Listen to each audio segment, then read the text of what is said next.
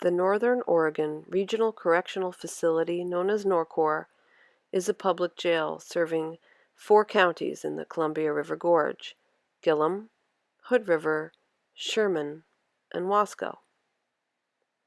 The jail was built in the city of The Dalles in the mid-1990s, and when people in the Gorge community are arrested and jailed, they are sent to NORCOR. It is a public facility whose mission is to provide enhanced public safety through secure confinement, reformative programs, and a process of supervised community reentry. As a public facility, NORCOR has a board of directors made up of local elected officials. Currently serving on the board are 4 county commissioners, 1 each from Gillum, Hood River, Sherman, and Wasco counties. A sheriff and a judge also serve on the board. The administrator of the facility, Brian Brandenburg, is NORCOR's budget officer, and while he is a board member, he is not a voting member of the board. The jail can house up to 212 adults, plus NORCOR has a juvenile detention center with 32 additional beds. The adult and juvenile sections of the facility provide complete physical separation between adult inmates and adjudicated youth. The jail's capacity is greater than the incarceration needs of the 4 counties it serves, so NORCOR contracts with additional counties from Oregon, as well as Washington State. To bring in more revenue, they also contract with the Bureau of Indian Affairs and the U.S. Marshals. It is through the contract with the U.S. Marshals that Federal Immigration and Customs Enforcement, commonly called ICE, gains access to the facility for housing immigrants whose immigration status is in question. Who else funds NORCOR? Taxpayers. Each of the 4 counties the jail serves provide financial contributions through property tax. The amount each county provides is determined by their relative populations. Wasco County, with the largest population, provides 50%, Hood River County 40%, and Gillum and Sherman counties each contribute 5%.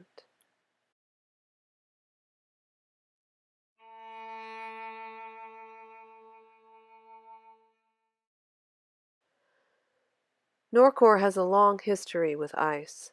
For many years, contracts have been in place to provide beds for immigrant detainees, refugees, and asylum seekers at the jail. These people are in the custody of the federal government for being undocumented, which is not a criminal offense. These adults and children are awaiting hearings regarding their immigration status. They are not being held on criminal charges. The majority of people held by ICE at NORCOR are not local community members, but instead have been transferred from the Northwest Detention Center in Tacoma, Washington, a for-profit detention center owned by GEO Group, one of a handful of large corporations profiting from mass incarceration. Immigrants are transferred to NORCOR for a variety of reasons, including the jail's proximity to Portland, where they may be attending hearings in court. Detainees at NORCOR, however, claim they are sent to the jail as punishment for their activism and organizing of resistance inside GEO Group's facility in Tacoma. Transferred commonly without warning. Personal items are frequently lost in transport or simply left behind in Tacoma by GEO. ICE is apprehending people from all over the world and from all walks of life. They are teachers, parents, children, our neighbors, nurses, factory workers, students, and farm workers. Many have come here escaping violence, poverty, and persecution from oppressive governments. Some came here as children with their migrating families and know no other homeland. They have come to the United States for a better life, often working multiple jobs, forging the difficult path to legal residency. Once apprehended by ICE, they wait indefinitely for hearings, which may take years to get scheduled. with little communication regarding their status. Since being undocumented is not a criminal offense, detainees are not provided legal counsel. They must pay for a lawyer or represent themselves. When immigrants are brought to NORCOR, they vanish from society. The jail's website lists criminal inmates by name, with photographs and details of their incarceration. However, there is no mention whatsoever of immigrants held by ICE, and their families often do not know where they have been taken. This causes undue stress to those held in detention, as well as their loved ones. It also undermines the detainees' ability to have access to legal counsel. By hiding the true nature of what our jail is doing from the public, NORCOR has been cooperating with an unjust immigration system without public opposition. Until now.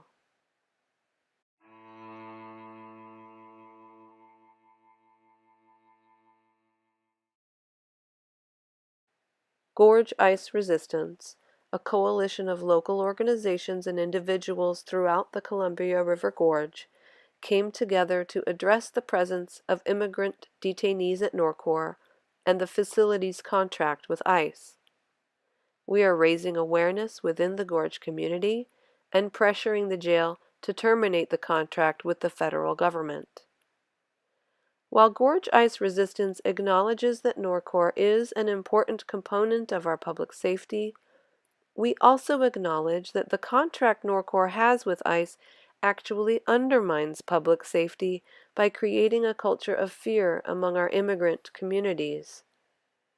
Knowing that ICE has a presence in our local jail, immigrant community members are less likely to report crimes they witness or are subject to, resulting in a decrease in safety for everyone. As long as NORCOR holds immigrants for ICE, our community is less safe.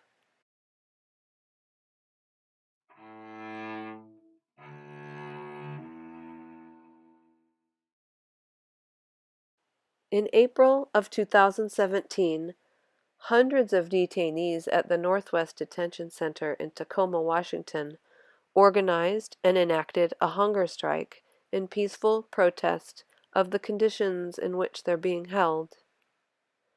Some of the immigrants participating in the hunger strike were transferred to NORCOR, where they continued to refuse both food and water.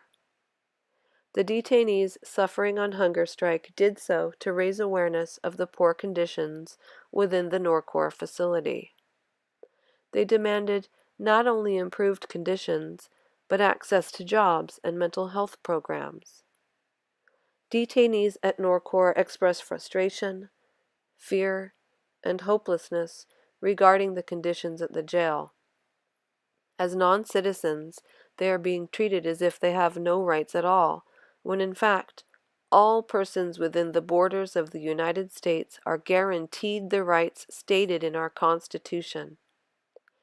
When detainees engage in a hunger strike, they are risking their bodily safety to fight for their basic human rights.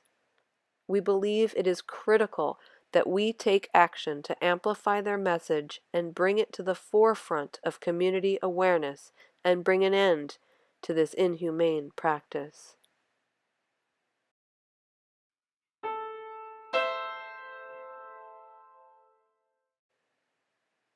One of the most active groups in the Gorge ICE Resistance Coalition is Gorge Ecumenical Ministries, known locally as GEM. Many clergy from GEM volunteer their time to visit the detainees at NORCOR, a much-needed personal and spiritual connection for people who find themselves isolated and in crisis. Not only are they providing much-needed personal connections for the immigrants in our jail, they are participating in board meetings and pressuring the jail to allow daily visits with detainees, as they're currently restricted to contacting them only 2 days a week. Through their reports back to the resistance, our clergy have opened a window into understanding the true plight these immigrants face daily inside the jail and within the immigration system as a whole. The heartfelt personal stories the clergy relate drive us to continue our actions and organizing without rest until the immigrants held unjustly in our jail are released.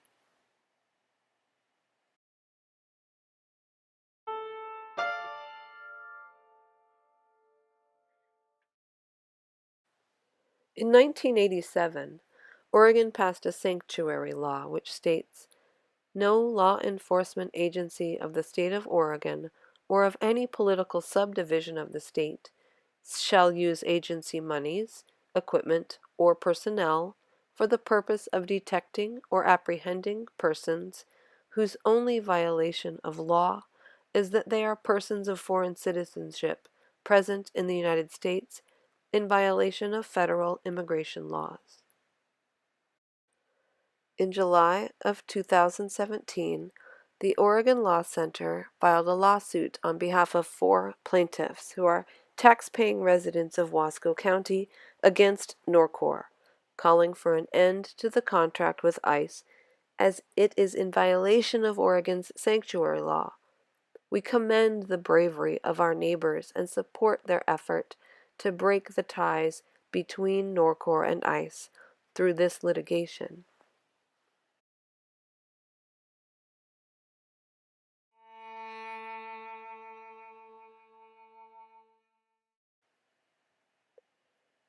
In June, the Democratic Party of Oregon passed Resolution 2017-007, urging the governor and the legislature to create a statewide oversight task force to examine the operation of jail facilities, conducting independent investigations, to determine violations of state law, to maintain public records, and to recommend timely corrective action from necessary entities.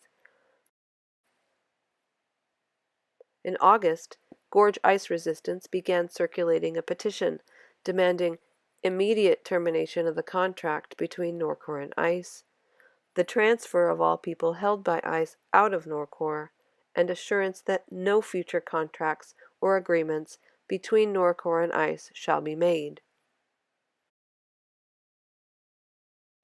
In September, the ACLU of Oregon issued a letter of demand to the jail's director and chairman of the board, stating, "The conditions at NORCOR effectively punish immigration detainees and dehumanize detainees and inmates alike. The inhumane treatment and deficient conditions at NORCOR, conditions inconsistent even with constitutional minima for convicted prisoners, not only make a mockery of the federal government's past commitment to human detention reform, but also present an invitation to bring a lawsuit."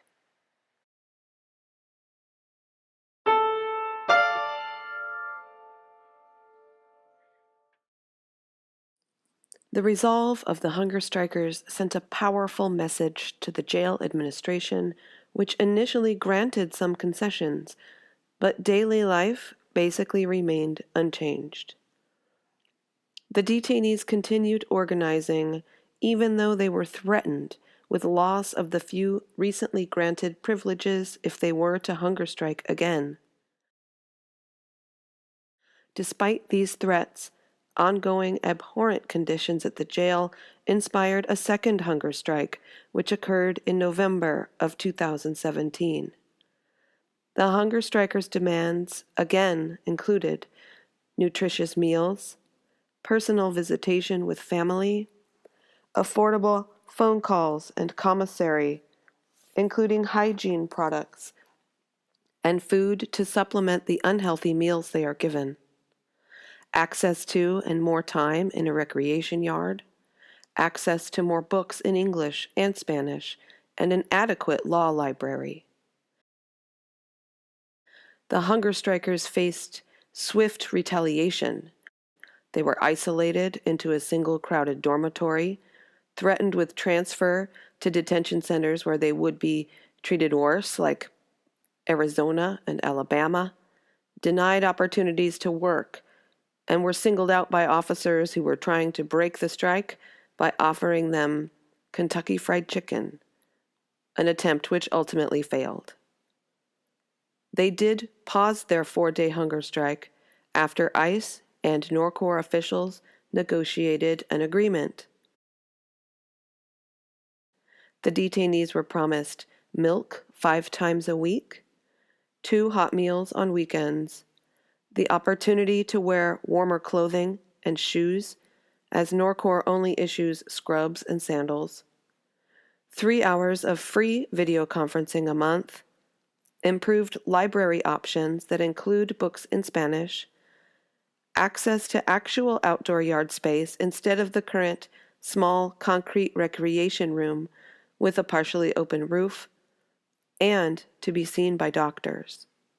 They were also told that several of the hunger strikers would be taken back to the Northwest Detention Center in Tacoma, Washington, where they could access their legal support and have in-person visits with family, which is not allowed at NORCOR.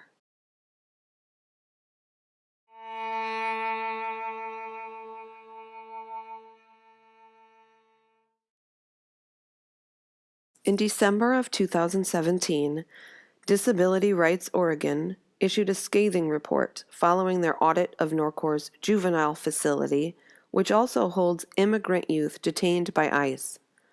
Their report, called Don't Look Around, A Window into Inhumane Conditions for Youth at NORCOR, states, juvenile detention facilities are unlicensed and unregulated and are not held to any uniform standards of care that kids are entitled to receive while confined.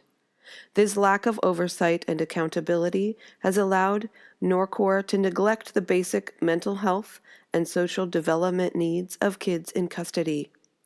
Youth detained at NORCOR are often isolated from human contact, prevented from reading, writing, or drawing, and subjected to harsh and purposeless rules, such as prohibitions against looking around or asking what time it is. They're denied access to adequate education and separated from their families and communities for unnecessarily long periods.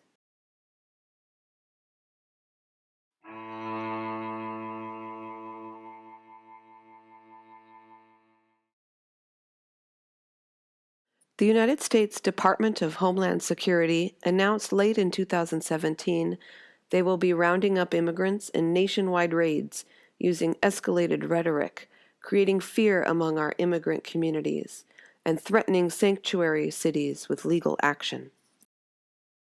In November of 2017, they terminated the Temporary Protected Status, called TPS, for refugees from Haiti, and in January of 2018, they also terminated the Temporary Protected Status for refugees from El Salvador, who have been protected by TPS since 2001.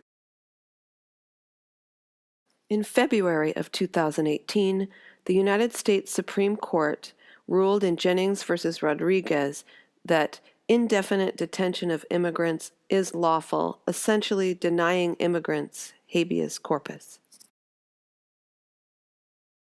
In March of 2018, the Justice Department filed a lawsuit against the state of California and 2 top state officials, accusing them of interfering with federal immigration efforts by passing and enforcing state laws that hinder U.S. operations against undocumented people.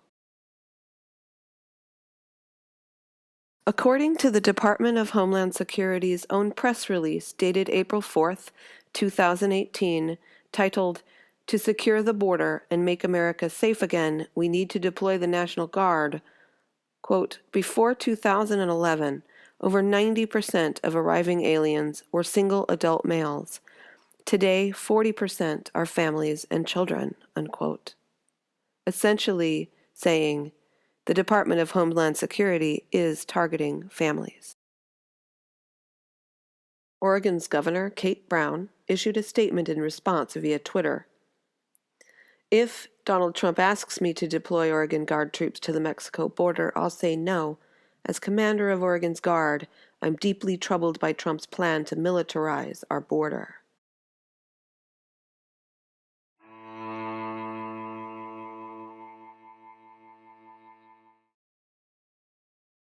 The nationwide movement to dismantle ICE is gaining momentum, and the movement in the Pacific Northwest is growing stronger every day. A new coalition made up of individuals, called the NORCOR Community Resources Coalition, formed in March of 2018, and is working directly with the jail board to find alternative funding sources, since NORCOR's reasoning in support of the ICE contract is that the jail will not survive financially without renting beds to ICE. Members of the clergy continue leading the fight to get NORCOR to allow in-person visits so detainees can see family members. Remember, the people held by ICE in NORCOR are fathers, mothers, and even children who have been suddenly ripped from their families and held for indefinite periods of time, often having been transported hundreds of miles from home. Our community does not support our jail holding immigrants. NORCOR is not equipped to be a detention center, and using it as such causes undue suffering. We continue the work to uphold human dignity, raise community awareness, and push for divestment from ICE in this time of human crisis.